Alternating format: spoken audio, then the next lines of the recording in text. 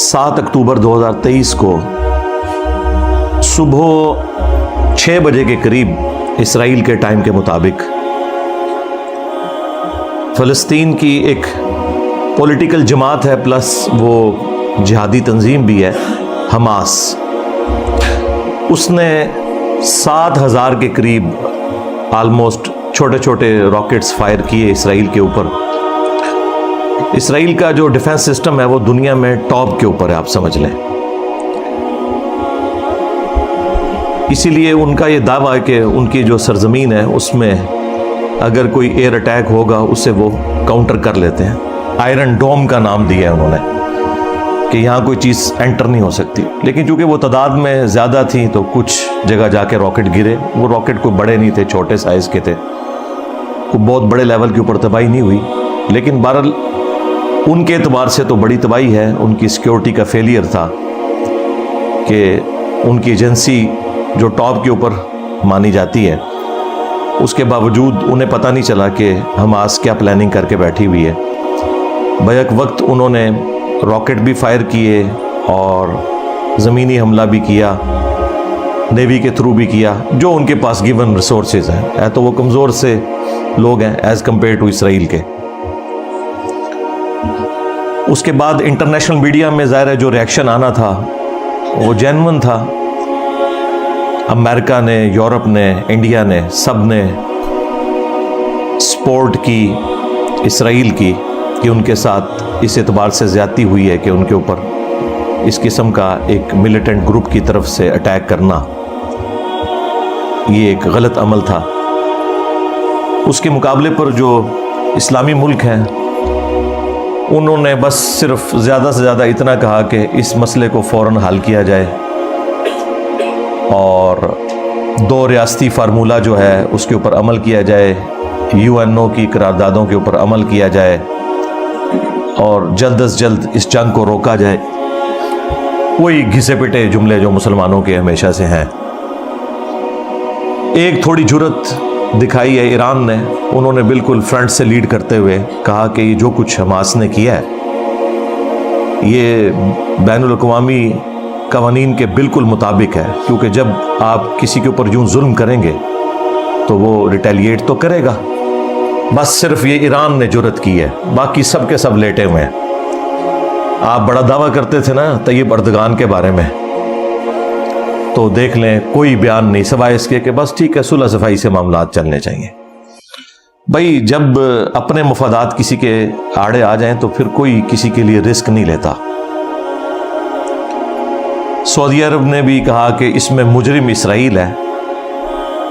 बहरहाल उस हमले को उन्होंने जस्टिफाई कोई नहीं किया और जाहिर है कि किया भी नहीं जा सकता अगर इस रुख से देखा जाए कि एक मामलात बिल्कुल सेटलमेंट के करीब जाने के जब पहुंच जाते हैं तो फिर इस किस्म के वाक़यात होते हैं। अब इसके पीछे पॉलिटिकल अज़ाइम क्या हैं, ये हमला क्यों हुआ, इसके ऊपर कई एक थ्योरीज मार्केट में आम है।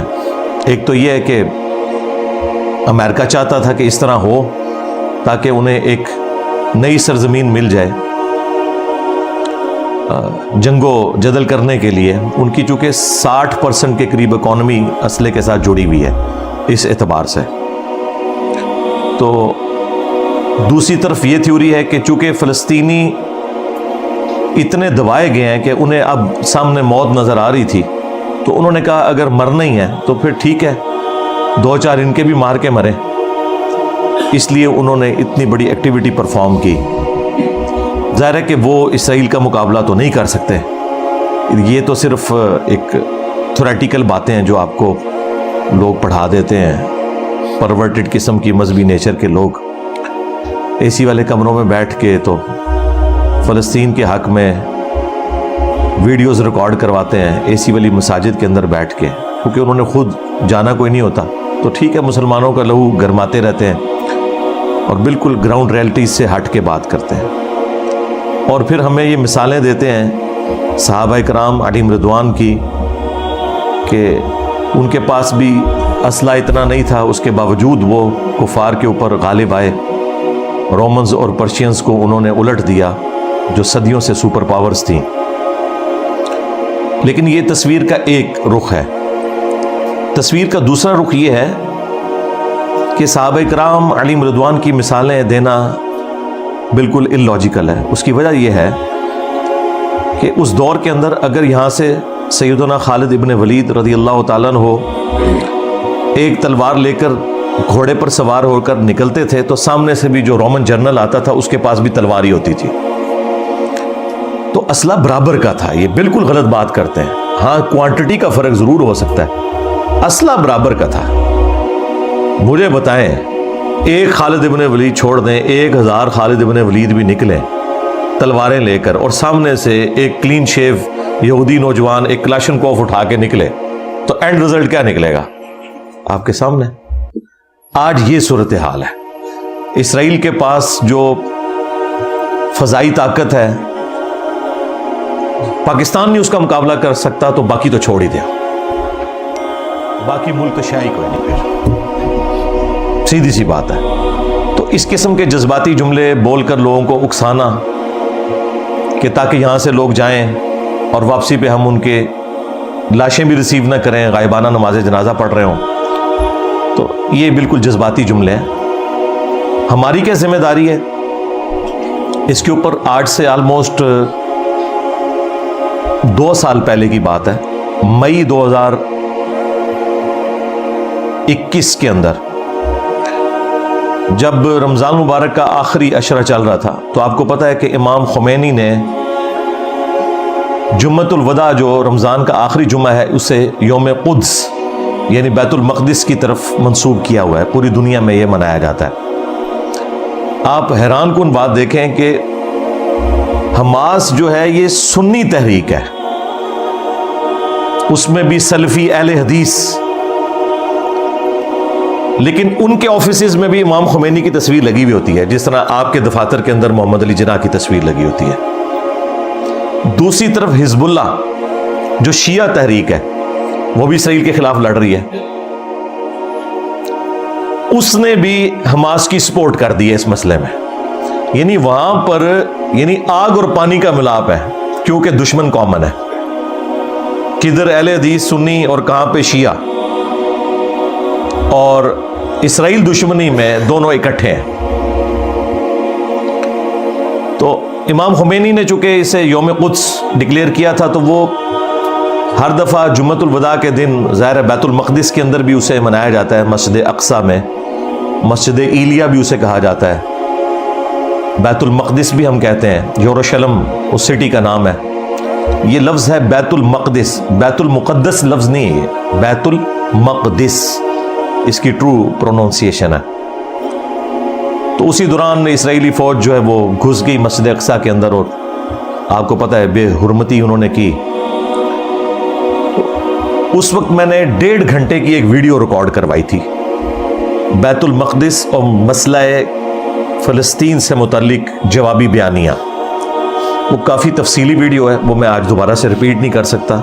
اسی کلپ کے نیچے ہم ڈسکرپشن میں دے دیں گے انشاءاللہ, تاکہ اگر کسی کو شوق ہے تو وہ دیکھ لے. اس میں نے 10 علمی پوائنٹس جو ٹاسک تھے اسلامی حکومتوں کے کرنے کے وہ بتائے تھے, اور 3 بتائے تھے کہ جو عوام الناس کے کرنے کا کام ہے, کیونکہ عوام بڑی گلٹی فیل کرتی ہے کہ جی اب ہمیں جہاد کرنا چاہیے یا نہیں کرنا چاہیے. آپ جہاد کیا کر سکتے ہیں؟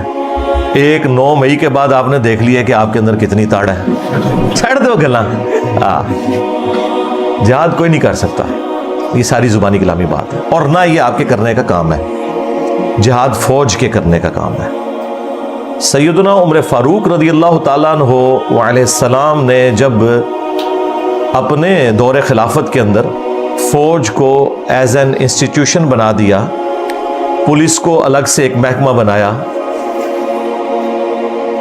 تو کوفے کو فوجی چھاونی ڈکلیئر کیا, کیونکہ رومنز اور پرشینز کے آلموسٹ آپ سمجھ لیں ایک سینٹرل پوائنٹ اس حوالے سے بن جاتا تھا. پرشین امپائر گرنے کے بعد کوفہ تو عراق کے اندر ہی بنا.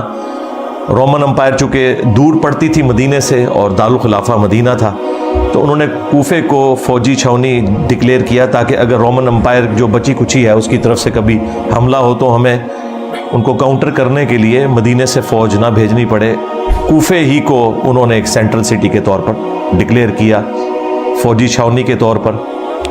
اور اسی لیے بعد میں سیدنا علی نے بھی دارالخلافہ شفٹ کر لیا تھا مدینہ شریف سے کوفہ. تو جب وہ فوج بن گئی اس کے بعد آپ کو کبھی نہیں ملے گا کہ سیدنا عمر کسی جنگ میں یا سینئر اصحاب کسی جنگ کے اندر بنفس نفیس خود شریک ہوئے ہوں. فوج بن گئی تھی، بس فوج جاتی تھی، یہ لوگ مدینہ شریف میں بیٹھتے تھے، ٹھیک ہے، یہاں سے لوگوں کو بھرتی کر کے بھیجا جاتا تھا، لیکن سارے مسلمان جہاد اور قتال نہیں کرتے تھے، نہ یہ پاسبل ہے. اور آج کے دور میں جب کہ امپائرز بھی ختم ہو چکی ہیں، کنٹریز بن چکے ہیں، اور ہر ملک کی الگ سے فوج ہے، عدلیہ کا نظام ہے، پولیٹیکل جماعتیں ہیں، تو اب تو بالکل کوئی سوچ ہی نہیں سکتا کہ وہ پیرلل میں کوئی جہادی تنظیم بنا کے تو اس قسم کی ایکٹیویٹی پرفارم کرے، کیونکہ آج کے دور میں جنگ لڑنے کے لیے بڑا ہیوی بجٹ آپ کو چاہیے اور لیٹسٹ اکوپمنٹس چاہیے. سلطان رائی کی طرح بیلچے کے اوپر گولی نہیں روکی جا سکتی. ہاں، لہٰذا یہ کہانیاں کروانی بند کریں. آپ کے پڑوسی ملک میں بھی جو کچھ ہوا لوگ اسے کبھی معجزہ بنا کے پیش کرتے ہیں. بھائی معجزہ کیا، بس امریکہ نے ڈیسائیڈ کر لیا تھا کہ اس نے جانا ہے، چلا گیا، لیکن چھوڑا ان کا بھی کچھ نہیں بیچاروں کا 20 سال کے اندر. اور اب یہ جو نئی پالیسیز کے بعد آپ کو پتہ چل گیا کہ افغانستان کی پوری اکانومی چوری کے پیسے کے اوپر چل رہی تھی. یہ وہ ہیں جن کو آپ کہتے ہیں یادگار اسلاف اور صحابہ کرام کی یاد طالبان تازہ کر رہے ہیں. چوری کے پیسے کے اوپر، چوری کے ڈالرز کے اوپر اکانومی چل رہی ہے. 10 بلین ڈالرز کی ان کی ٹوٹل امپورٹس ہیں، اور ایکسپورٹ صرف 1.5 سے 2 بلین ڈالر ہیں. اوپر کے جو 8 ارب ڈالر، ظاہر ہے وہاں پہ تو کوئی وہ تسبیح پڑھ کے تو نہیں بناتے، وہ سارے کا سارا چوری کا پیسہ جو یہاں سے جاتا تھا. اب وہ ذرا ڈکا لگا تو آپ دیکھیں ڈالر آپ کا 307 روپے سے گرتے ہوئے آ کے 280 کے قریب پہنچ چکا ہے. اور اب وہاں پہ بھی آپ دیکھ رہے ہیں کس طرح ان کی چیخیں نکل رہی ہیں. تو یہ سارے کا سارا کام، میرا یہ جو دعویٰ ہے نا کہ پاکستان میں بھی 100% جو مدارس ہیں حرام کے پیسے کے اوپر چل رہے ہیں. پیسہ 100% حرام کا نہیں، حلال کا بھی ہے، لیکن میجورٹی حرام کا ہے، کیونکہ جو سیٹھ ان کو پیسے دیتے ہیں نا وہ ٹیکس چور ہیں، سارے چوری کا مال بیچتے ہیں، گورنمنٹ سے ٹیکس چوری کرتے ہیں، چوری کے میٹر لگائے ہوئے ہیں اور اس کے اوپر فیکٹریاں چلا رہے ہیں، پورے پورے ٹرانسفارمر لگائے ہوئے ہیں. اس میں کیا داڑھی والا کیا بغیر داڑھی والا سب کے سب شریک ہے، جڑا کٹو گے وہی لال ہے. تو یہ سارے کا سارا نظام اس طریقے سے چل رہا تھا. اب دنیا میں اکانومی ایک مین چیز ہے، اس کے بغیر آپ جنگیں نہیں لڑ سکتے صرف جذبات کی بنیاد کے اوپر.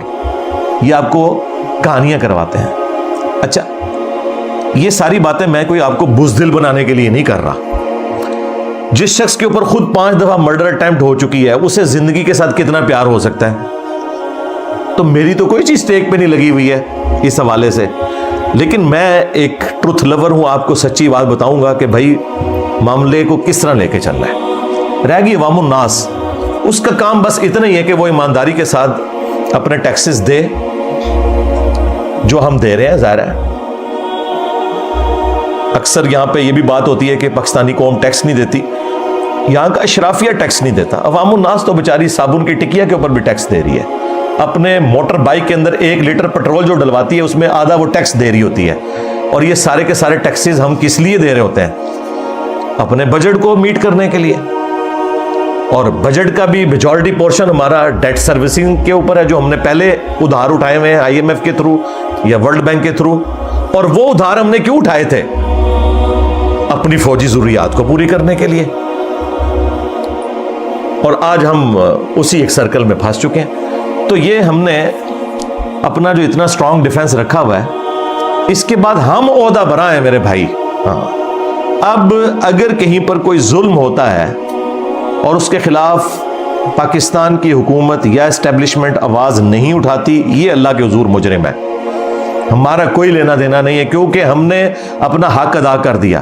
جب جنگ ہوتی ہے نا تو فرنٹ کے اوپر فوجی لڑتا ہے، پیچھے سے اسے جو لوگ کھانا پرووائڈ کرتے ہیں وہ بھی جہاد میں شریک ہوتے ہیں. اس سے پیچھے جو لوگ کھانے کے لیے ریسورسز پرووائڈ کرتے ہیں، یعنی ہم بھی جہاد میں شریک ہیں. ہر بندے کی اپنی ڈیوٹی ہے. اب جنرل کو کوئی یہ نہیں کہہ سکتا کہ تم فرنٹ کے محاذ پہ جا کے تو کلاشنکوف اٹھا کے لڑنا شروع کر دو.